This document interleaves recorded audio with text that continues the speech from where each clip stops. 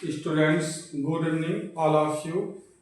आज हम आपको टीच करने जा रहे हैं फ्रैक्शन से जुड़ा हुआ क्वेश्चन है। हम किसी भी फ्रैक्शन को इक्वलेंट यानी इक्वल कैसे बनाएं, कैसे आप कर सकते हैं।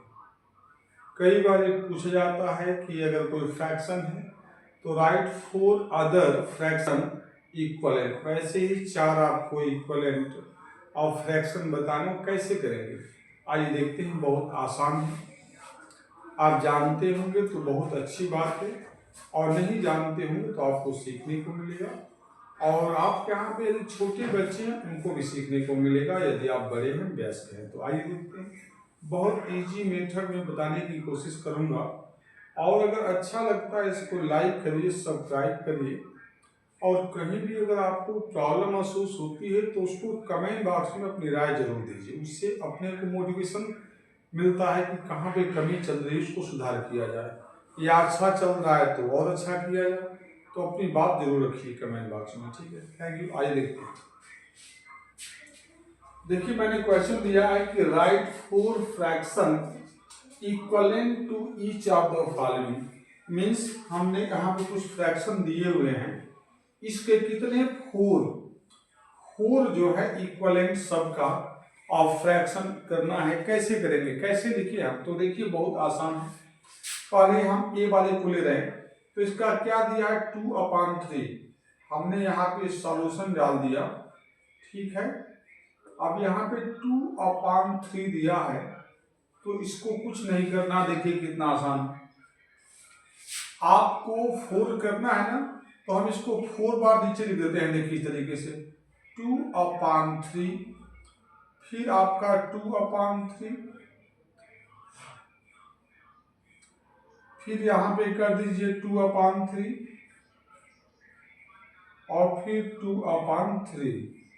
4 बार करना है, तो कितना हो गया। अब 4 बार ये ठीक है। एक बार तो हमने क्वेश्चन लिखा, यहाँ से हमने शुरू किया है।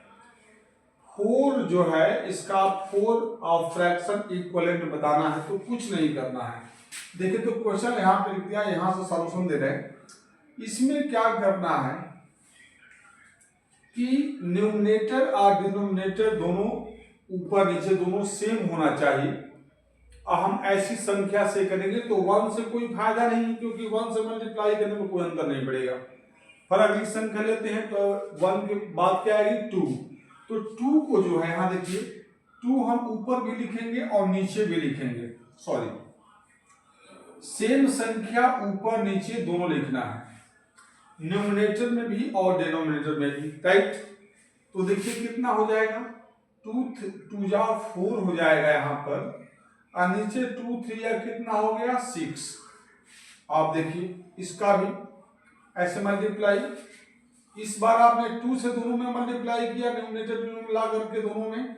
अब इस बार अगली संख्या हम 3 लेते हैं, और 3 भी आपको ऊपर नीचे दोनों लेना है, न्यूमरेटर में भी और डिनोमिनेटर में भी।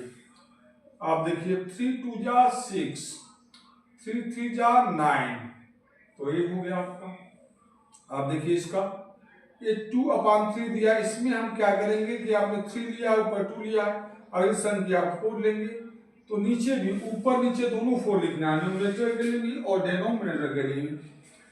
अब क्या करेंगे, 4 2 जा 8 हो जाएगा, आई 4 3 जा कितना हो गया आपका 12 हो गया। ध्यान दीजिएगा।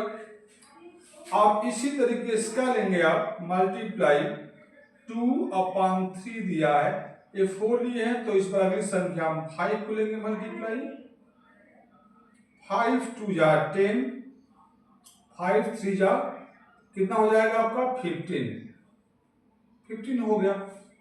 अब इसमें क्या करेंगे, तो देखिए आपने क्या किया इसमें, देखिए यहां थोड़ी सी आपकी क्या हो रही है, मिसिंग हो रही है। इसमें हमने 2 बार लिख दिया है, ऐसे करना था। आप इसको 5 लेंगे इस तरीके से 5। आप देखिए 5 2 जा 10 हो जाएगा ये, और 5 3 जा 15 हो गया। तो ये हमारे जो आए हुए हैं वाले मल्टीप्लाई के बाद ये फ्रैक्शन इन्हीं को हम क्या बोलते हैं, इक्वलेंट। ये 2/3 वाला क्वेश्चन है, इसका इक्वलेंट कितना हो गया, 4/6, 6/9, 8/12 और 10/15 हो गया। इस तरीके से आप निकाल सकते हैं। मुझे उम्मीद है कि आपको समझ में आ रहा होगा और कोई भी शंका नहीं हो रहा होगा। इस तरीके से इक्वलेंट कर सकते हैं। ठीक है, आइए हम कुछ और भी क्वेश्चन दिए हैं, इनका भी बताते हैं इक्वलेंट कैसे करेंगे आप। अच्छा लगे तो इसको आप नोट कर लीजिए, लाइक करिए या शॉर्ट इसको ले सकते हैं। चलिए आप देखिएगा, ए का आपने कर लिया, बी का देखिए, बी का क्या दिया, 5/6 लिखा है। ठीक है, हमें करना क्या है कि हम इसको लिखेंगे 5/6, 4 बार इसको निकालना है तो हम 4 बार कर लेंगे, कोई दिक्कत नहीं। और 5/6 और एक बार और हो जाएगा 5/6। पहले हम इसको निकालते हैं, मल्टीप्लाई। यहाँ पे हमें करना क्या, सेम वही प्रक्रिया, 1 से करना नहीं, 1 के आगे आएगी 2 आएगी संख्या, तो ऊपर नीचे दोनों आपको 2 लिखना है। तो आपने न्यूमरेटर और डिनोमिनेटर दोनों सेमी संख्या होनी चाहिए, इसको ध्यान रखना है। आप 2 से मल्टीप्लाई करेंगे 5 में तो 2 5 जा कितना हो जाएगा, 10। इस 2 से मल्टीप्लाई करेंगे 6 में तो 2 6 जा 12 हो जाएगा, ये आपका हो गया। इसी तरीके इसका मल्टीप्लाई, अब 2 लिया आपने, इस बार भी संख्या 3 लेंगे तो ऊपर नीचे आपको दोनों में लेना है। 3 5 जा 15 हो गया और 3 6 जा कितना हो गया, 18 हो गया। इसी तरीके से 3 लेते हैं, 4 लेंगे हम अगली संख्या, 4 5 जा 20 हो जाएगा। अब 4 6 जा कितना हो जाएगा, 24। इसी तरीके से जब 4 ले लिया तो इसमें 5 ले लीजिए, ऊपर नीचे दोनों, 5 5 जा 25 और 5 6 जा 30। तो ये जो हमारी फ्रैक्शन आ रहे हैं, राइट, देखिए 1 2 3 4, 4 ही पूछा था, 4 फ्रैक्शन बताना है इक्वलेंट आपका। तो हमने 5/6 का ये 4 हमारे क्या आ गए, आंसर आ गए इक्वलेंट। तो बहुत आसानी से आप कर पाएंगे, मुझे उम्मीद है कोई दिक्कत नहीं आ रही होगी आपको। एक और देखिए, सी को बताते हैं और ये वाले को आप खुद करेंगे। चलिए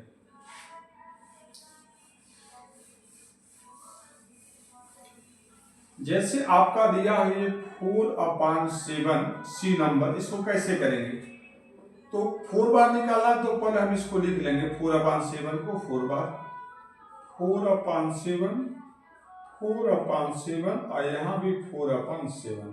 ठीक है, अब मैंने आपको बताया है ना कि एक ही संख्या से ऊपर नीचे दोनों में न्यूमरेटर डिनोमिनेटर लेना है और उसे इसमें क्या करना है, मल्टीप्लाई। सेम प्रोसेस, मल्टीप्लाई हमने 2 ले लिया और नीचे भी 2 ले लेंगे तो 2 4 जा कितना हो जाएगा, 8, 2 7 जा कितना हो जाएगा, 14। एक पहला हो गया इक्वलेंट। अब 2 ले लिया, अगले संख्या में लेंगे 3, तो देखिए आपने 3 ले लिया तो नीचे भी लेना 3, 3 4 जा 12 और 5 3 7 जा कितना हो जाएगा, 21। आप देखिए अब इसको लेंगे तो 3 हमने ले लिया, 2 ले लिया, अगली संख्या क्या आ रही है, 4, तो इसमें आपने 4 ले लिया, नीचे भी 4 लेना है तो 4 4 जा 16 और 4 7 जा कितना हो जाएगा, 28 हो जाएगा। आप इसी तरीके से अगली संख्या, अब 4 लिया तो अगली संख्या आपने 5 ले लिया, ऊपर नीचे दोनों लेना होता है, इसको ध्यान रखना है। 5 4 जा 20 हो जाएगा और 5 7 जा 35 हो जाएगा। तो ये हमारे जो आए हुए हैं ऑफ फ्रैक्शन, ये हमारे क्या है, 4/7 के इक्वलेंट है। अब बहुत आसानी से आप कर पाएंगे। अब आपके दिमाग में ये भी आ रहा होगा सर इसको हम इक्वलेंट कैसे कहेंगे, तो आइए जरा हम बता दें कि इक्वलेंट इसको कैसे कहेंगे, क्यों कहेंगे, क्या रीजन है कि इक्वलेंट कहलाया जाएगा। इसको हम इक्वलेंट इसका क्यों कहेंगे, कैसे पता चलेगा कि इक्वलेंट है, तो आइए देखते हैं। जैसे 4/7 आपका क्वेश्चन दिया है तो इसका भी जो है, इस वाले का भी 4/7 ही आना चाहिए, पहले वाले का सबका ही उतना आना चाहिए। कैसे आएगा देख लेते हैं। तो 8/4 जो लिखा है ये 8/12, तो किसी संख्या से ऊपर नीचे दोनों कटाएंगे, यानी एक ही संख्या से ऊपर नीचे दोनों कटना चाहिए, और कटने के बाद जो है इतना आना चाहिए, न इससे कम चाहिए न ज्यादा चाहिए, बिल्कुल बराबर चाहिए, तभी इक्विवेलेंट कहलाएगा।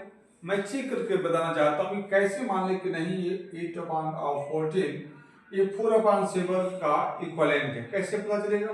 तो एक ही संख्या से दोनों करना चाहिए। तो देखिए आपने इसको डिवाइड किया, किसने 2 4 जाए 8 और 2 7 जा 14, तो देखिए 4/7 आया, ये भी 4/7 था इक्वल, ये भी 4/7 आ गया, देखिए दोनों बराबर हो गए। तो जब दोनों इक्वल हैं इसी वजह से इनको क्या कहलाता है? इक्विवेलेंट कहा जाता है। तो इस तरीके से आप इक्विवेलेंट को चेक कर सकते हैं कि हमारे जो आंसर आ रहे हैं वो राइट है या रॉन्ग है, राइट। आशा करता हूं कि आपको समझ में आ रहा होगा, और अच्छा लगे तो इसको मैक्सिमम बच्चों तक लाइक करिए, सब्सक्राइब करिए और शेयर करिए। Thanks for watching this type the videos. मिलते हैं नेक्स्ट वीडियो में इसी प्रकार की, ठीक है। थैंक्स।